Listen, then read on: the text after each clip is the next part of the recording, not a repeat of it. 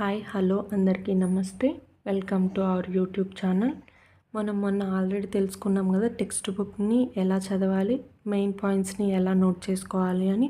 అందులో భాగంగా మనం ఈరోజు heredity from parent to progeny unit తీసుకున్నాము.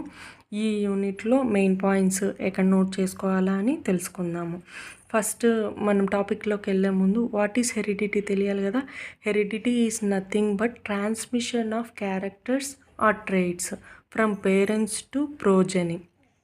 పేరెంట్స్ నుంచి పిల్లలకి ట్రాన్స్మిషన్ ఆఫ్ క్యారెక్టర్స్ కావచ్చు, ట్రైట్స్ అవ్వచ్చు, దాన్ని మనము హెరిడిటీ అంటామన్నమాట. ఇందులో మనం బాగా వినిపించే ఇంకొక పేరు ఏంటంటే inheritance. Inheritance is nothing but transmission of characters or traits from one generation to another generation. ఒక జనరేషన్ నుంచి ఇంకొక జనరేషన్కి క్యారెక్టర్స్ ట్రాన్స్ఫర్ అయితే దాన్ని ఇన్హెరిటెన్స్ అంటాము. నెక్స్ట్, క్యారెక్టర్స్ కానీ వేరియేషన్స్ కానీ మనం దాదాపు ఎక్కువగా చూస్తూ ఉంటాము. అది ఫేస్లో అవ్వచ్చు, కార్నియా, ఐ కార్నియాలో అవ్వచ్చు, హెయిర్లో అవ్వచ్చు, నోస్లో అవ్వచ్చు. ఇలా మనకి ఫిజికల్గా కనిపిస్తున్న వాటిలో అవ్వచ్చు, జెనెటిక్స్ పరంగా అయినా అవ్వచ్చు అన్నమాట. వాటినే మనం క్యారెక్టర్స్ ఆర్ వేరియేషన్స్ హెరిడిటీ ద్వారా వస్తాయి.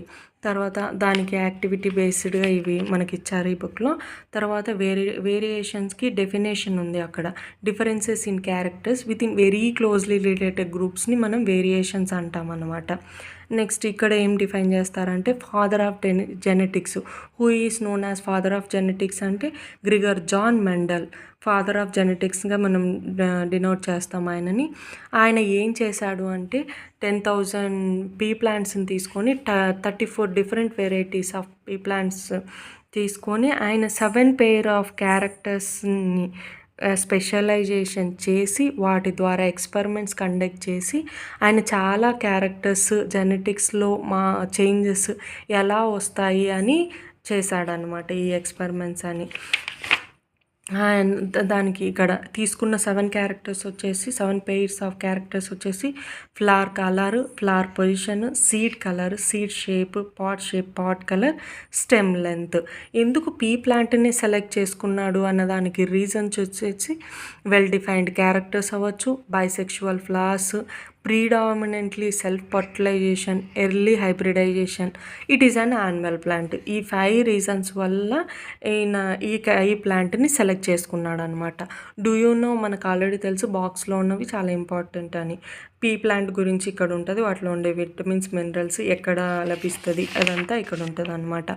ఆయన కండక్ట్ చేసిన ఎక్స్పెరిమెంట్స్ ఫస్ట్ క్రాస్ పాలినేట్ చేస్తారనమాట. క్రాస్ పాలినేషన్ ఇప్పుడు ఫస్ట్ సీడ్ కలర్ తీసుకుంటారు. దానికి అండర్స్టాండింగ్ పర్పస్ కోసం మనం ఇక్కడ చూద్దాము.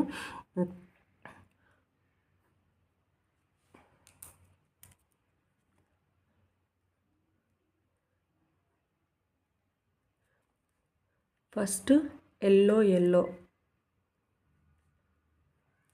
ఒక yellow colour seed green colour సీడ్ని క్రాస్ చేస్తాడనమాట. క్రాస్ పాలినేషన్లో ఏం తెలుస్తుందంటే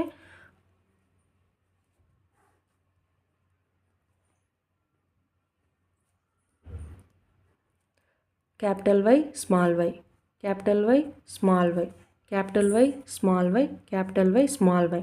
మనకి బాగా కనిపించే క్యారెక్టర్స్ ఏంటివి? ఇక్కడ ఎల్లోనే డామినెంట్, ఇక్కడ ఎల్లోనే, ఇక్కడ ఎల్లోనే, ఇక్కడ ఎల్లోనే. సో F1 జనరేషన్లో క్రాస్ పాలినేట్ చేయడం వల్ల మొత్తంగా ఎల్లో కలర్ సీడ్సే ఫామ్ అయినాయి అన్నమాట.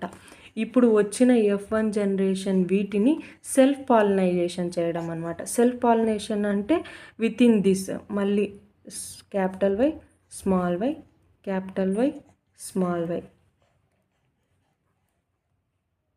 సెల్ఫ్ పాలినైజేషన్ చేస్తే capital Y, capital Y, capital Y, small Y, small Y, capital Y, small Y, small why.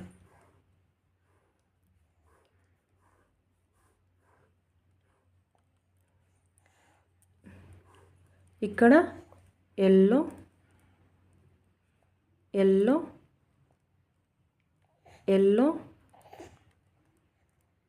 Green. అంటే సెల్ఫ్ పాలినైజేషన్ F1 జనరేషన్లో వచ్చిన వాటిని సెల్ఫ్ పాలినైజేషన్ చేయడం వల్ల ఫిజికల్గా మనకేం కనిపిస్తున్నాయి, ఎల్లో కలర్ ఎక్కువగా కనిపిస్తున్నాయి, గ్రీన్ కలర్ ఒకటే ఫామ్ అయినాయి అన్నమాట. దీన్నే మనం ఏమంటాము అంటే ఇక్కడ ఉంటుంది phenotype. First generation can be clearly observed that 75% are yellow seed producing pea plants and 25% are green ones.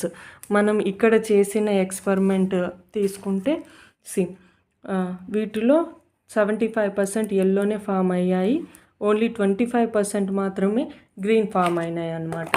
So ఇక్కడ ఏం చెప్తున్నారంటే in this monohybrid phenotypic ratio ఎంత 3:1. మోనోహైబ్రిడ్ అంటే ఓన్లీ 1 వెరైటీ ఆఫ్ సీడ్స్ని మాత్రమే తీసుకున్నాము, అది ఎల్లో గ్రీన్ అంతే. తర్వాత జీనోటైప్లో జీనోటైపిక్ రేషియో ఈజ్ 1:2:1. 1:2:1 జీనోటైప్ అంటే ఏంటి అంటే ఫస్ట్ ఫీనోటైప్ అంటే ఎక్స్టర్నల్లీ విజిబుల్ క్యారెక్టర్స్, అంటే బయటికి ఏవైతే మనకు కనిపిస్తూ ఉంటాయో, ఇక్కడ బాగా ఎల్లో అని కనిపిస్తున్నాయి కదా, సో మనకి సీడ్స్ ఆటోమేటిక్గా బయట కనిపిస్తాయి అన్నమాట. ఆ కనిపిస్తాయి కాబట్టి దాన్ని ఫీనోటైప్, అలా విజిబుల్ అయ్యే క్యారెక్టర్స్ని ఫీనోటైప్ రేషియోగా తీసుకుంటాము. జీనోటైప్ ఇప్పుడు లోపల జీన్స్ మనకు కనిపించవు కదా, దాని రేషియో ఇదో ఇలా క్రాస్ చేయడం వల్ల మనకు అర్థమైంది. ఇక్కడ చూడండి YY capital Y small y 1 ఇవి రెండు ఒకలాగున్నాయి, క్యాపిటల్ Y స్మాల్ y ఇవి రెండు ఒకలాగా, ఇది ఒకటి.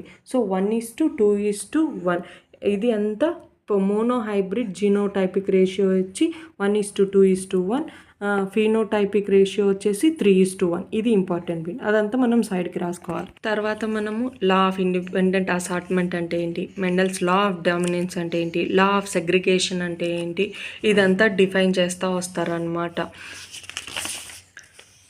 నెక్స్ట్ ఇది ఒకటి ఎగ్జాంపుల్ పర్పస్ మనది అది అర్థం అవ్వడం కోసము బ్యాగ్స్ ద్వారా ఎక్స్పెరిమెంట్ కండక్ట్ చేసింది, మనకి ఇదేం అవసరం లేదు. ఎంత ratio important, law of independent assortment అంటే ఏంటి, లా ఆఫ్ డామినెన్స్ అంటే ఏంటి, సెగ్రిగేషన్ అంటే ఏంటి. లా ఆఫ్ డామినెన్స్ అంటే తెలుసు కదా, ఇప్పుడు డామినెంట్గా ఎక్కువగా ఏవి కనిపించినాయంటే ఎల్లో కలర్ మాత్రమే వచ్చినాయి అన్నమాట. లా ఆఫ్ సెగ్రిగేషన్ అంటే అవి జీన్స్ ద్వారా ఏమవుతాయి, సెగ్రిగేట్ అవుతాయి అన్నమాట, సపరేట్. నెక్స్ట్ ఇక్కడ ఉంది what is mean by heredity, what is meant by inheritance.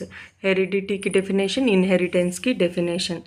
తర్వాత ఇక్కడ జీన్స్ అంటే ఏంటి, అల్లెల్స్ అంటే ఏంటి, వాటి యొక్క డెఫినేషన్స్.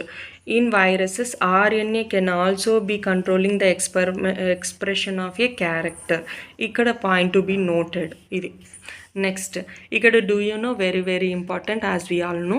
దాంట్లో ఏం చెప్తారంటే Francis Crick and James Watson DNA గురించి ఎక్స్ప్లెయిన్ చేసి ఉంటారు కదా, దాని యొక్క స్ట్రక్చరు, డబల్ హెలిక్స్ అని చెప్పడము, దాంట్లో ఉండేది షుగర్ ఫాస్ఫేట్ అని, అందులో అడినిన్, గ్వాయినిన్, థైమిన్, సైటోసిన్ అని చెప్పడం, ఇదంతా ఎక్స్ప్లెనేషన్ ఇక్కడ ఉంటుంది. వాట్ ఈజ్ వేరియేషన్, ఈ organism DNA lead to change in the characteristic or trait of offspring of an organism which leads to variations. ఇదంతా ఇక్కడ ఉంటుంది అన్నమాట.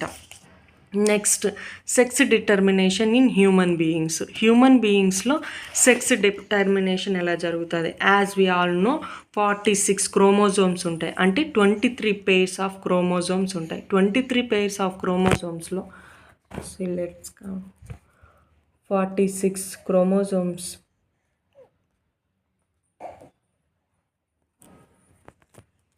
46లో 23 pairs, 23 pairsలో ఇందులో 22 వచ్చేసి ఆటోజోమ్స్, ఓన్లీ 1 pair వచ్చేసి అల్లోజోమ్స్ ఆర్ సెక్స్ క్రోమోజోమ్స్. మిగతావన్నీ మైటాసిస్ జరిగి మనకి ఇప్పుడు గ్రోత్ ఇదంతా జరిగేది ఈ ఆటోజోమ్స్ వల్ల. ఓన్లీ సెక్స్ క్రోమోజోమ్స్ వచ్చేసి ఓన్లీ 1 pair మాత్రమే.